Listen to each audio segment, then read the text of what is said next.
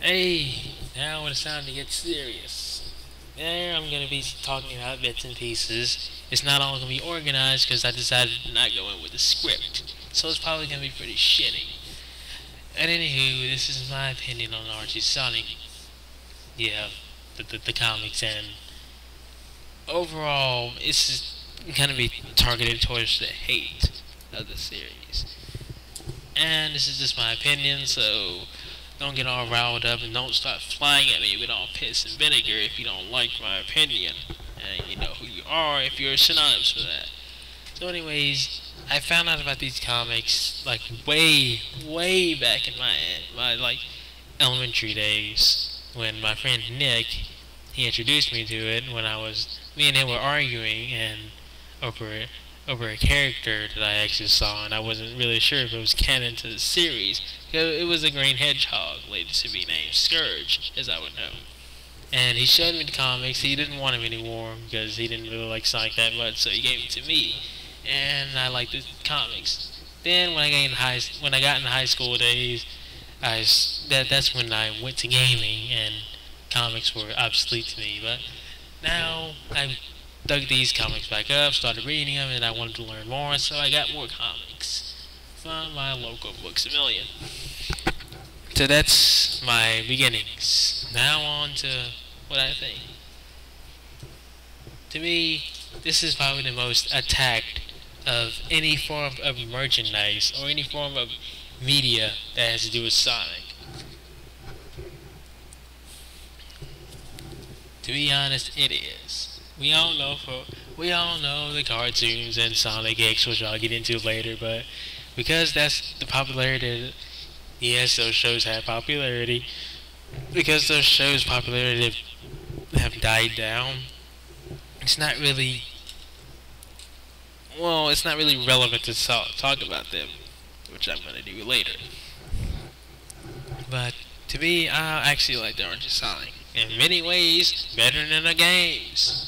Okay, first of all let's get into the plot. They take a very interesting way of explaining plots in these comics. It all revolves around mostly the enemies and foes that they face. Eggman's there, yes, Eggman's obviously gonna be there. He's a fucking villain of the series. He better fucking damn well be there. But they actually add a lot more villains, a lot more characters to the continuity to make it seem more interesting than you just playing with the same fucking character over and over again. I blame the fan base for that, and I also blame the fan base for screwing the comics up. And Sega, I blame you too for screwing the comics up because you're so furious, you're so dominant in what you do that they oversee everything that Archie does. That's the reason why Amy Rose is getting so much screen time, people, is because Sega likes her character when everybody else fucking hates her. Yes, she has fans, I know that. But anyways, I actually like the plots. They're very dark and they have a lot of mystery and a lot of suspense just enough to keep you engaged in them so you can know what's happening. When it comes to the games, it doesn't matter what flavor they put in. It doesn't matter what spice they put into the plot. The whatever's in the plot is going to be the same thing that you're going to be eating day in and day out. It all revolves around get the emeralds, beat Robotnik, done. Next game. And it's a good formula, but it gets stale after a while, especially in Generations. It was like, really? Oh, we didn't see that coming. Eggman is a time eater, so the time eater is not this mythical creature that could have been interesting in the continuity. No, he's being controlled by both Eggmans. Wow, that's a very nice twist. Yeah, I know, you're gonna shoot me for that. Sarcasm test. But anyways, that's not even in the story. They're nice, but the game stories are just wow. Sometimes they get pathetic. This is what happens when you overwork a story, when you overwrite it, and when you underwrite it. I'll admit the Archie Sonic comics.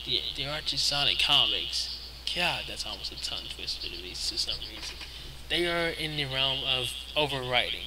I will agree. Sometimes the stories can get way convoluted, but that's not like Sonic has had games where the story was way convoluted. Venture 2, '06. Even I would even chop Adventure on there. Adventure got confusing too sometimes. You really, especially if you didn't know what to expect. But yeah, I'm cutting this short. You know, I'll probably get tired of me cutting videos up, but I know that my internet's not that fast. I'm sorry. And the Xbox One and every freaking almost every game console, everything wants to be always on DRM. And guess what? I have shitty internet. That's why I don't play that many online games. So join me in part 2. I'll see you later.